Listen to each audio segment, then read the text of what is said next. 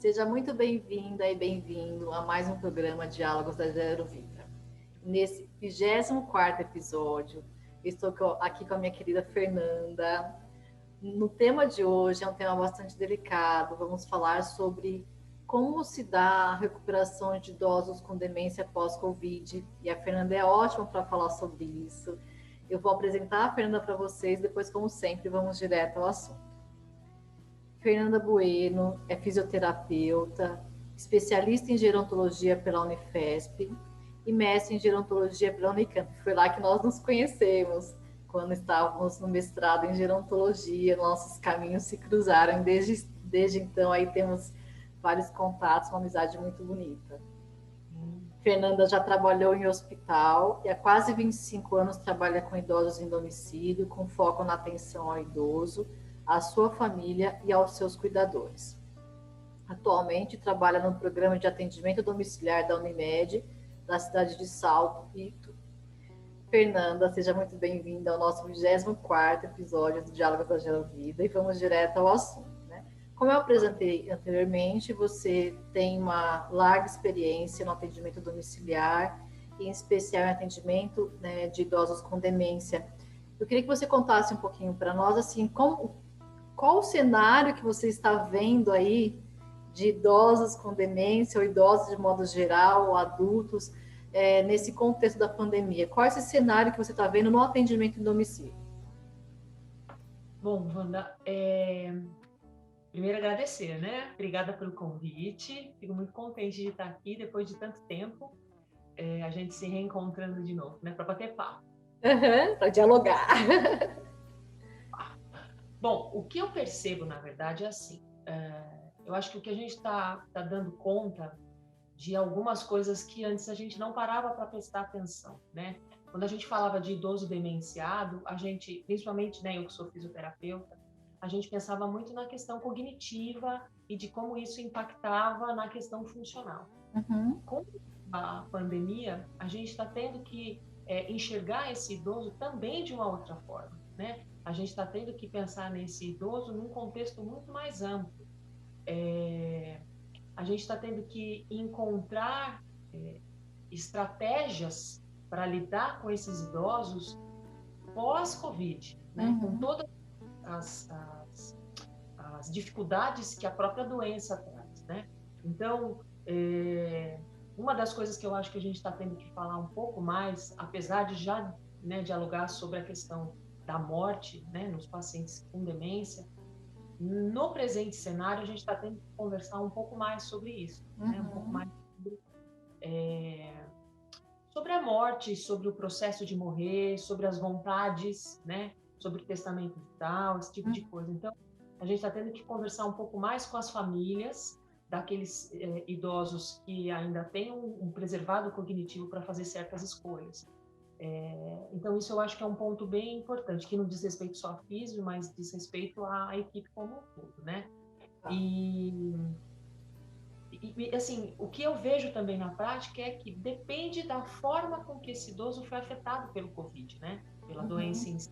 Você pode ter uma manifestação mais leve, uma manifestação mais grave, e aí, de acordo, né, com essas sequelas e essas manifestações, a gente vai dar de cara com o idoso de um jeito ou de outro, para pensar o que com ele. Então, eu acho que, de uma forma geral, coisas que estão sendo pontuadas no meu trabalho, no que eu tenho visto da equipe com quem eu trabalho, também é isso.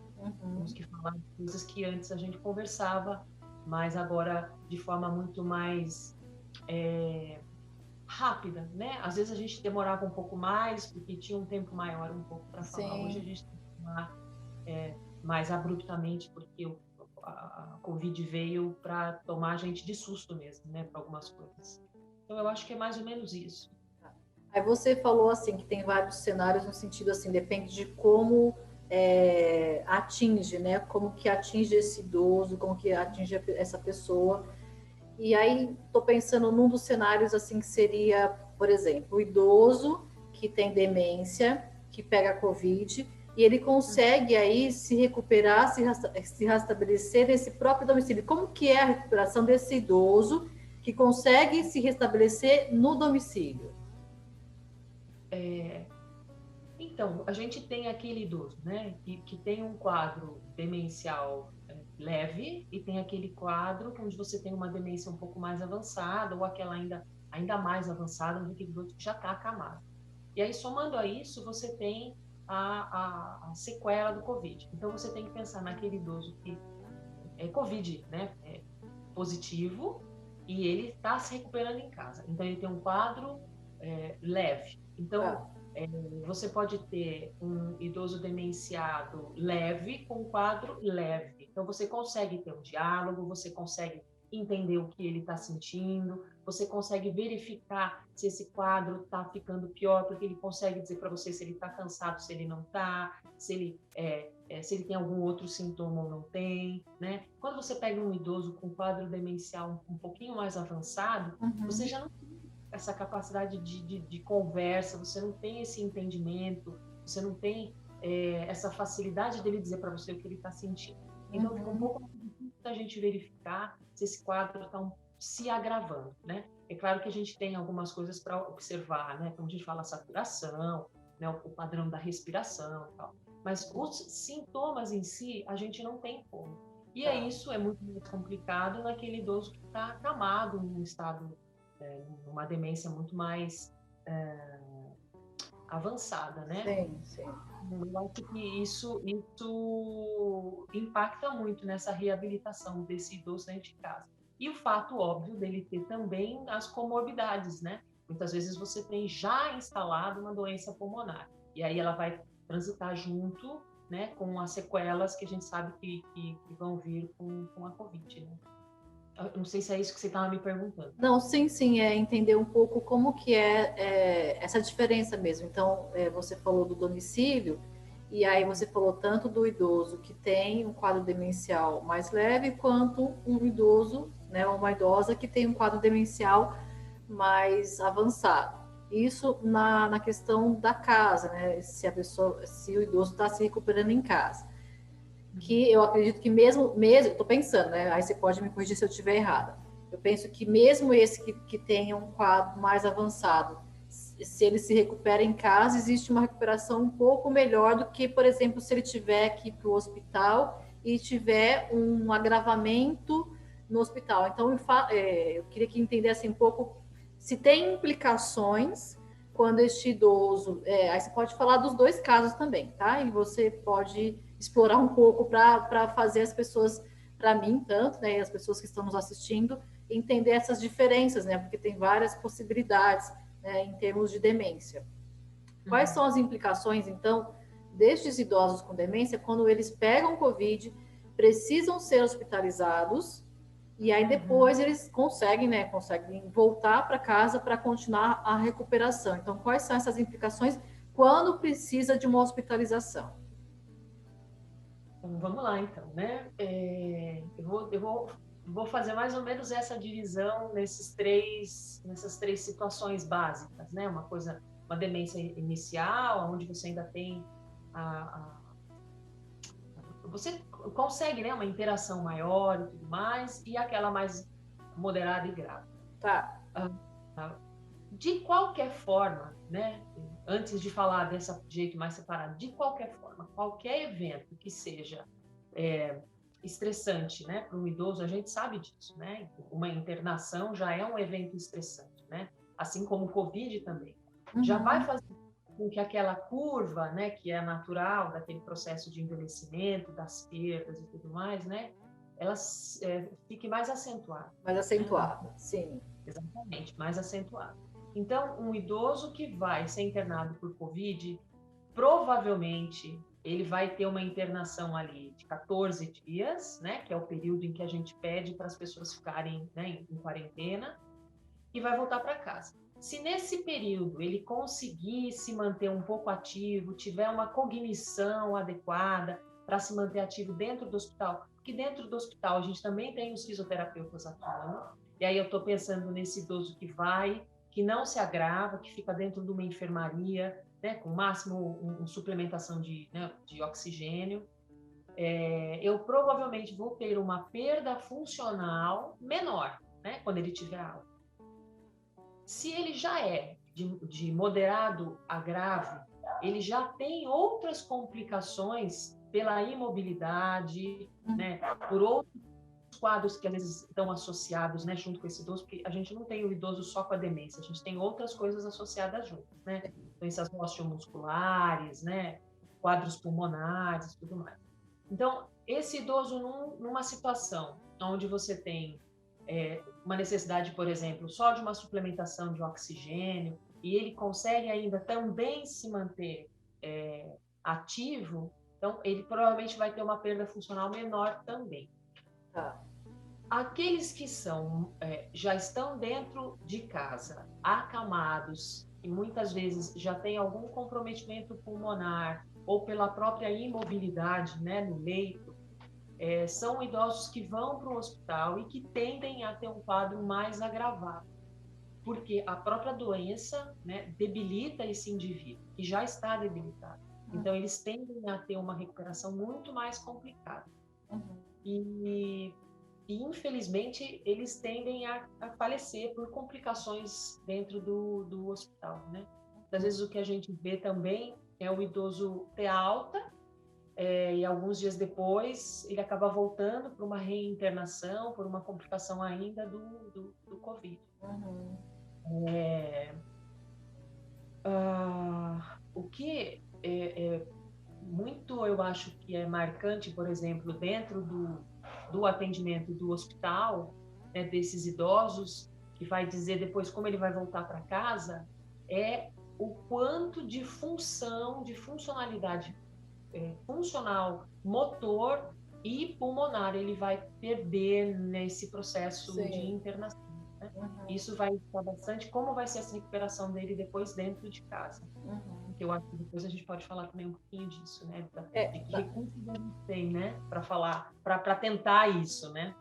Na verdade, eu já quero saber, né? Eu sou muito curiosa em saber, assim, o que então vocês, como fisioterapeutas, o que é essa recuperação? O que é feito? Como é feito? Né? Como que faz para sair desse quadro, né, que teve e aí se recuperar para voltar aí uma certa funcionalidade, né? Então, me conta um pouquinho, conta para nós um pouquinho. Então, vamos lá. Primeiro, né, a gente até conversou um pouquinho antes, é bem isso. As pessoas pensam muito no fisioterapeuta de músculo, de coluna, né, de fratura. De joelho, de prótese, de órtese, né? Exatamente. E agora a história da Covid tem mostrado o lado do fisioterapeuta que poucas pessoas conhecem, né? Que é aquele fisioterapeuta que está dentro do hospital, aquele fisioterapeuta dentro da UTI, né? E eu brinco, eu falo que deu um up, né, na fisio, né? Deu uma visibilidade para a fisioterapia que a gente não tinha tanto assim, ainda mais nessa área. O que o fisioterapeuta que vai atender esse idoso dentro da casa vai fazer com ele não é muito diferente, né? Se eu for pensar no idoso que está dentro do hospital, de uma enfermaria, né? Dentro do quarto de hospital. Porque ele vai prestar atenção, por exemplo, na quantidade de oxigênio, né? Que esse idoso está precisando, né? Se ele precisa de um suporte maior de oxigênio ou não. Ele vai observar o quanto esse idoso é capaz de fazer suas atividades de vida diária, mesmo dentro do hospital. Isso também a gente vai olhar dentro de casa, né? Então, o que todo mundo fala agora, a saturação de oxigênio, né? O tal do oxímetro, né? Que todo mundo pede para ficar atento, que não pode estar muito baixo e tudo mais. Então, a gente vê isso dentro do hospital e também tem a preocupação de monitorar isso dentro do domicílio. A gente também leva muito a atenção muito focada também na capacidade que esse indivíduo tem, e tinha, na verdade, e ainda tem, né, depois dessa alta, de fazer as suas próprias coisas, né? Com auxílio mínimo ou sem auxílio, ou o quanto ele precisa de ajuda. Então, por exemplo, coisas pequenas do dia a dia. Pentear o cabelo, né? Limpar a sua própria prótese dentária, trocar sua roupa, auxiliar no banho, na sua alimentação. Então, todas essas atividades que parecem ser pequenas, são atividades que devem ser estimuladas, né? Uma coisa que acontece muito comum é que quando você tem alta do Covid, uma das sequelas é um cansaço muito grande, né? É uma dificuldade muito grande de fazer as suas atividades, mesmo que pequenas. Então, uma das coisas que a gente, como fisioterapeuta, orienta é economizar energia para algumas atividades que são importantes, para que aos poucos a gente vá treinando esse corpo, treinando esse físico, treinando este pulmão, para que ele consiga executar a tarefa por um período um pouco maior de tempo, né, e de forma um pouco mais efetiva, eficaz, na verdade. Então, é o famoso condicionamento, né? A gente vai condicionando esse nível, e aí a gente, através de exercício, né? Tá. Então, tanto exercícios motores, né, de movimento de braço, movimento de perna, o treinar sentar, levantar, o treinar antes disso, o de sentado para deitado, o de virar na cama, né, porque às vezes disso, né, o cansaço não permite isso. Junto com a suplementação maior ou menor do oxigênio conforme a necessidade e o gasto energético que ele vai tendo para executar a tarefa. E tem os exercícios respiratórios, né? Que também é muito parecido com aqueles que o pessoal dentro do hospital faz, né? Tá. Que são exercícios de respiração. Então, que a gente vai trabalhando com inspirações profundas, exato, né? Expirações, né? O trabalho de sustentar o ar, né? Você inspira profundamente, sustenta o ar, solta delicadamente pela boca, né? São exercícios que vão fazer com que a quantidade de ar, né, ela seja capaz de entrar dentro do seu pulmão, ela abra os seus alvéolos, que muitas vezes estão comprometidos por causa da Covid, você tem cicatrizes, então você precisa trabalhar com esse pulmão como um todo, porque ele também tem pedaços que vão estar meio fechadinhos, que a gente chama, né, tem um nome bonito, atelectasias, né? Então, a gente vai ter que trabalhar com alguns exercícios de respiração, mas de uma forma geral, a gente associa esses padrões de respiração, né? Respirações profundas, respirações na qual você sustenta um pouquinho quando inspira, você sustenta um pouquinho quando expira, junto com movimentos do braço, né? Para cima, para frente, para lateral, junto com movimentos de pé, né? Na mudança de postura. Então, normalmente, é esse conjunto de exercícios, né, de orientações que o fisioterapeuta faz. Existe uma outra coisa também que a gente pode usar, que também usa-se no hospital. No começo até era uma contraindicação, hoje a gente sabe que algumas vezes precisa se usar, mas em casa é mais comum, que é a chamada ventilação não invasiva, né? Ou CPAP, como é mais conhecido, porque ele também ajuda, você manda um fluxo de ar maior e você consegue abrir melhor esse pulmão, aproveitar melhor o oxigênio que você está recebendo. Então, você também faz períodos de exercício durante o dia. E olha só, né? Se você prestar atenção em tudo que eu falei, dá para perceber que para eu poder fazer tudo isso, eu preciso ter cognição para compreender o que é preciso ser feito. Sim. E eu preciso ter uma questão de processamento executivo para executar aquilo que eu estou solicitando. Sim. Então, você imagina um paciente que está demenciado, né?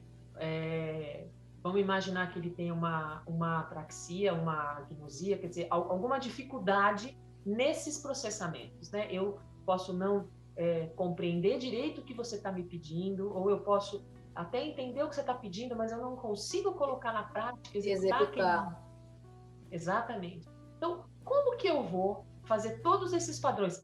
Puxa o ar pelo nariz, né? Solta o ar pela boca. Quando puxar, puxa pelo nariz, não puxa pela boca. E quando soltar, solta pela boca, não solta pelo nariz. Veja como você precisa ter uma série de coisas que não é muito fácil de executar, né? E aí é que entra a complicação. Então, quando eu tenho um paciente que ele é demenciado, leve, eu até consigo fazer tudo isso. Quando eu tenho um paciente um pouco mais grave, né, um cognitivo mais debilitado, eu já tenho muito mais dificuldade. Então, eu acabo ficando mais limitada na recuperação pulmonar e funcional desse paciente também. Muitas vezes eu não consigo, por exemplo, fazer caminhadas, começar um treino, né, de marcha, caixa de caminhar. Então, eu fisioterapeuta, né? Nós filhos, Sim. ficamos um pouco Limitados. limitados, isso me fugiu a falar, exatamente, ficamos um pouco limitados. Fora que existem alguns recursos, como a máscara, que eu não tenho como colocar, né? Quem já viu um CPAP, uma máscara que você põe no rosto, aquilo joga um ar, aquilo é um pouco incômodo, então tem pacientes demenciados que não aceitam, né? Então, também limita. Então, o que às vezes a gente consegue no paciente demenciado, dependendo do grau, a gente ir, entre aspas, quando a gente fala no automático. Então, puxar por coisas que são da vida cotidiana dele, passada, para que a gente possa usar agora. Então, por exemplo, vou dar um exemplo aqui, né, que a gente até brinca e usa muito. Então, quando a gente faz exercício, puxa pelo nariz, solta pela boca. Então, cheira uma flor, olha como ela é cheirosa. Agora a gente vai assoprar uma vela de aniversário. Então, algumas associações às vezes são necessárias para a gente poder conseguir alguns movimentos. Mas eu acho que isso é o que é mais difícil hoje, no que eu tenho vivenciado na minha prática, né, nesses pacientes que voltam com Covid. Ou mesmo aqueles que têm doença pulmonar associada, né? Não necessariamente o Covid em si. Sim. Eu acho que ficou muito claro, Fernanda, depois que você começou falando lá atrás, explicando, né, digamos, na teoria, a diferença entre esses idosos, né, entre os tipos de demência, e agora quando você fala dos exercícios, quando você fala da parte prática da físio, da recuperação, fica muito mais claro de entender o que você tinha falado anteriormente. Eu acho que foi muito bom. E aí você fala também sobre a questão, né, você faz bastante atendimento em domicílio. Nós, já para ir para o finalzinho já do nosso episódio de hoje, nós já está sendo bastante amplamente divulgado quais são os cuidados necessários para, né, esse momento de pandemia. Mas eu queria que você falasse assim do seu ponto de vista, de toda a sua experiência nesse atendimento domiciliar com idosos, em especial com idosos com demência, o que você gostaria de deixar aí como algo para reforçar? O que você gostaria de reforçar em termos desse público específico? Olha, eu acho que eu vou repetir muito aqui do que todo mundo já tem escutado, né, e falado, mas eu acho que é muito importante algumas coisas específicas, né? Então, assim, primeira coisa que eu acho que precisa lembrar e ficar muito claro a gente tem uma falsa ilusão de que a gente está protegendo esses idosos que estão dentro de casa, principalmente esses que estão acamados, né, ou parcialmente dependentes na deambulação, né, para andar e tudo mais. Quando a gente diz que eles só têm contato com as pessoas de casa, né? Então, vou te dar um exemplo. Por exemplo, você tem um idoso e esse idoso mora com a filha, com o genro e com uma neta adulta. E ele tem uma cuidadora. E aí essas pessoas ficam perto dele durante o dia sem máscara. Porque quando elas saem de casa, elas estão de máscara. Tudo bem, então sem máscara. Ok. Só que essa neta tem um namorado. E ela encontra com esse namorado, mas ela fica com esse namorado na casa dele também sem máscara, junto com a família dele, que também estão sem máscara, mas também se cuidam. Essa cuidadora, idem, ela tem uma família e ela fica na família sem máscara, porque afinal de contas é o núcleo dela. Então, a gente tem uma falsa ilusão de que o contato com a nossa família é só aquele círculo de pessoas muito pequeno. Mas, na verdade, a gente tem é exponencial, né, o contato.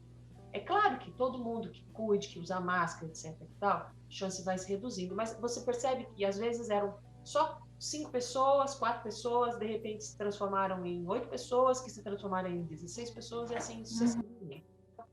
O que eu tenho conversado muito, principalmente com os cuidadores, mantenham o uso de máscara, né? Mantenham o uso de máscara com esses idosos. Outra coisa que eu acho que é importante a gente lembrar é que com esse momento da pandemia e com esses pacientes que a gente acaba das equipes de reabilitação, das equipes multidisciplinares, né, dos atendimentos domiciliares se afastando, tem uma sobrecarga muito grande para os cuidadores, sejam familiares ou não. Então, eles estão sobre um estresse muito grande. Então, tomar cuidado, né? Observar esse comportamento, observar a si mesmo para ver se não precisa de um suporte emocional, de um suporte psicológico. Né? Muitas vezes você precisa estar bem para poder ter Sim. todo cuidado com o outro, né? Uhum. Outra coisa que eu acho que é bem que a gente acaba esquecendo é que o idoso demenciado ele pode se sentir abandonado nesse momento. Então, cabe àquele que está perto explicar quantas vezes for preciso que as pessoas não o abandonaram, né? Que as pessoas simplesmente não podem visitá-lo da mesma forma que visitam. Hoje mesmo, hoje eu fui atender um idoso de manhã e a filha estava me falando exatamente isso, né? Eu perguntei como é que estava tudo, ela falou, olha, ele estava muito chateado porque foi Páscoa. E aí ele falou assim, poxa, quando a sua mãe estava viva, todo mundo vinha aqui. E ela faleceu, acho que há uns quase 3 anos. Todo mundo vinha. Depois que ela faleceu, ninguém veio mais. Ninguém veio me ver, né? E aí ela explicou da pandemia, explicou o que era, tal. E dali, no mesmo dia mais tarde, ele questionou a mesma coisa de novo. Então, essa lida de novo com a questão da paciência e Isso. né, de ter que explicar quantas vezes for preciso, né, com paciência, que eu acho que essa é a palavra-chave. É isso que eu ia comentar. Acho que a palavra-chave nesse momento é muita paciência, porque principalmente para esse tipo de público, né, para esse idoso, para essa idosa, porque realmente esquece, né? Não é uma questão, não é de propósito, né? Você tem que de fato entender que faz parte da doença, né? Exato, exatamente isso. E aí entra um outro detalhe para completar, né? Eu acho que para fechar o que eu acho que é importante. Da mesma forma que eles esquecem que as pessoas não estão indo, não porque não gostam ou porque deixaram de gostar deles, eles também esquecem das questões que têm a ver com a higiene. Então, é o uso de máscara, não pôr a mão na máscara, ter que usar a máscara, é a lavagem de mão, é o uso do álcool em gel, é a questão da própria higiene, né? Higiene respiratória, né? De como se vai tossir ou vai espirrar, de como se proteger. Né? E uma outra coisa, daquela hora que eu falei da questão da cognição para estratégias, que nem eu dei o exemplo, né? De respirar e soltar o ar, né? De execução da tarefa. A mesma coisa, se vê numa situação onde tem alguém com sintoma respiratório, muitas vezes ele não tem condições de elaborar uma estratégia para sair daquela situação de risco, de contágio. Então, mais uma vez, a gente precisa tomar cuidado, evitar que eles saiam, e se tiver necessidade de sair, com todo o cuidado possível e toda a paciência do mundo, tiver que explicar 50 vezes a mesma coisa. Né? Eu acho que, basicamente, é isso, Wanda. Que me vem aqui, assim, para pensar um pouquinho, eu acho que é isso. Eu só gostaria de complementar, eu convivo com alguns idosos com essa questão da perda cognitiva, né? Não chega a ser demência, mas um comprometimento cognitivo grave, assim. Essa questão da paciência, ela é muito, tem que realmente entender. E além, não só a paciência em explicar, mas que muitas vezes essas pessoas, elas próprias, os próprios idosos, perdem a paciência de estar sendo lembrado que tem que usar a máscara, que tem que trocar, né, que tem que lavar a mão, que tem. Então, os idosos e as idosas, eles também perdem a paciência com essas lembranças. Então, essa relação principalmente de quem não tem a demência, né? De realmente ter paciência nesse sentido da pergunta, mas também de entender que o outro perde a paciência de estar sendo cobrado, de estar sendo lembrado. Por quê? Porque está sendo ali tá sendo tocado, né? Olha, você está fazendo errado, você está fazendo errado, você está fazendo errado, né? Então, acho que só para complementar um pouquinho. E a gente tá todo mundo dentro do mesmo espaço há muito tempo. Né? E muitas pessoas não estão saindo, muitos idosos não estão saindo. Então, a convivência fica ainda mais próxima e aí fica mais difícil, né? Sim. Porque qualquer coisa que é dita, muitas vezes é interpretada como uma cobrança, como um apontar de erro. Isso. É perfeito, bem colocado, eu tinha me esquecido disso. Nossa, Fê, muito bom. Acho que foi bem bacana. Acho que para as pessoas que estão vivenciando essa situação, né, na sua família, né, de idosos com demência e que podem ou não pegar Covid, e essa recuperação acho que foi muito esclarecedor para todo mundo. Agradeço imensamente a sua participação no nosso 24º episódio do Diálogos da Gerovida. Fernanda. Muito obrigada, Wanda. Um beijo para todos vocês. Agradeço a oportunidade de novo. E se alguém tiver alguma dúvida, eu vou pedir para entrar em contato com você e depois você me põe a par disso. Se eu puder ajudar em mais alguma coisa, eu estou à disposição. Com certeza, né? Qualquer pessoa que tiver qualquer dúvida, pode deixar um comentário, pode perguntar, pode mandar mensagem nos contatos da Gerovida, tanto no e-mail quanto no WhatsApp, que nós fazemos a intermediação aí para chegar até você, tá bom? Tá. Muito obrigada, viu? Agradecemos a participação de vocês, então. Por hoje é isso. Esperamos vocês no próximo Diálogos da Gerovida. Até lá. Agradecemos por ter assistido o nosso programa até o final. Se você então gostou deste programa, dê um like, deixe seu comentário e compartilhe com quem você acha que se beneficiaria com este episódio. Aproveite para se inscrever no canal da Gerovida e seguir nossas redes sociais. Conheça também nossos cursos e serviços por meio do site da Gerovida. Conte sempre conosco!